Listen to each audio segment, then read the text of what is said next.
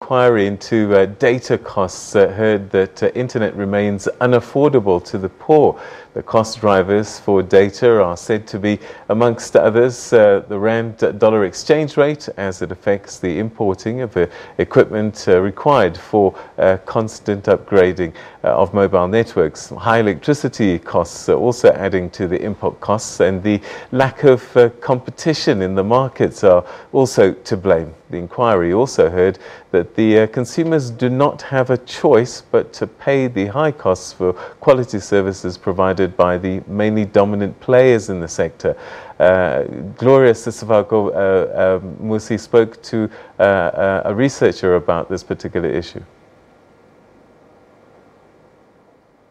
Let me start by saying, as Research ICT Africa, we are collecting data on prepaid data prices across 49 African countries. And what is evidence from that data is that prices in South Africa, as compared to these other countries, are high. But there is an issue to that, in the sense that just comparing those prices, it's more like you are comparing oranges to apples, in the sense that these countries are at different levels of growth. The quality that you will get in other countries is not similar to a quality that you get into other quality. So the question that is whether prices are data must fall issues are justifiable. It's I think in one instance, when you look at our data, which looks at the issues of who is using the internet in South Africa, we find that actually people who are on the high income earners or high income earners are the ones who are connected, and people who are in the low pyramid are not connected, and therefore this means that there's an issue of affordability, which goes back to costs. It therefore means that yes, indeed, the prices in South Africa are not affordable to majority, and that is why these people are not are not connected or are not using the internet. Take us through what the cost drivers are for data in South Africa. I think in any market, one of the issues, I think the cost drivers here, you mean the price of data, would be issues relating to competition. The question that we should be asking is the South African market competitive enough to lead to cost-based prices? And as a Research ICT Africa, using data which is onto market shares and prices, we kind of see that the market is not as competitive enough. There's some kind of dominance in the market by the two players, which is MTN and Vodacom, and their dominance being their ability to reinvest in their investment and all that. They are able to continue their dominance, and therefore even when prices in other operators, such as we know that right now Telecom offers the cheapest data, but people are still using Vodacom and MTN, mostly because of premiums. People are ready to pay a premium so that they can enjoy high quality that is being offered by MTN and Vodacom. Does that in any way continue this their dominance, and therefore kind of affect the pricing in the market?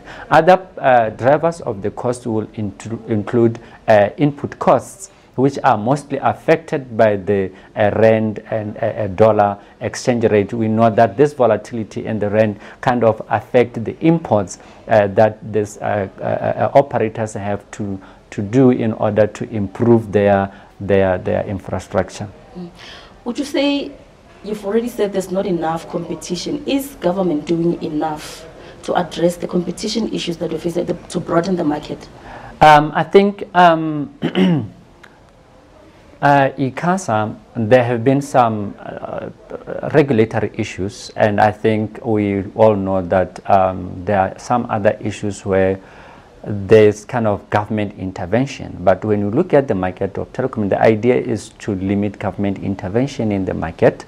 But however, the fact that the market, in the market, only few players can enter the market, there is need for regulation.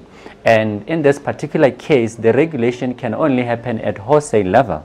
And where we would have internet service providers, small internet service providers and all that. But we know that from what we have seen and from the qualitative research that we have done, there's evidence that there's a problem in wholesale pricing in South Africa, which kind of affect competition in the market. You said earlier that in your research you've seen that usually the big top players respond to each other's pricing and not to the smaller players. Would you say there's some anti-competitive behavior there?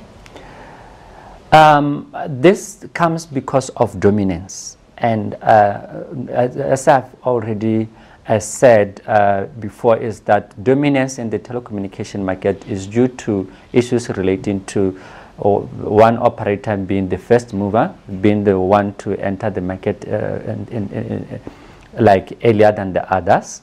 But remember also, dominance in most cases does not mean anti-competitiveness behavior.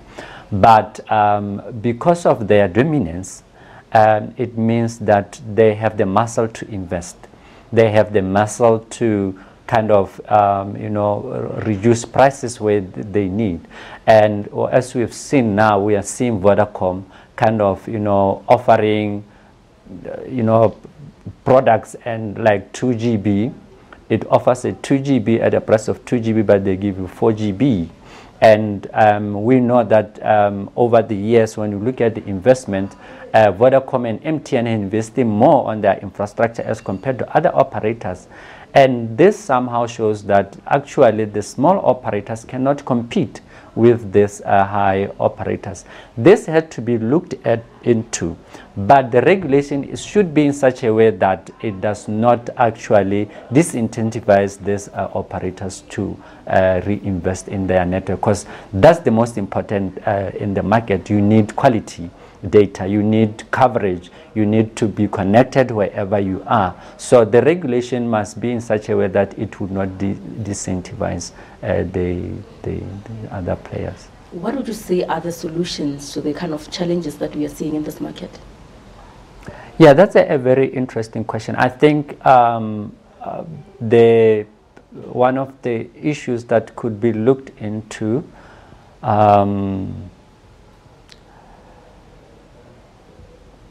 is to look at the wholesale market and see how best, whether the prices at the wholesale market are cost-based. And once we get there, we'll be able to see other players. If the wholesale market is offering cost-based prices, we are likely to see a reduction in retail prices, because generally the regulator or the government cannot actually tell Vodacom, MTN how much to charge at the retail market. But because of the nature of the wholesale market, which is mostly imperfect, that's where the government can intervene, and actually that intervention might lead to reduction in prices.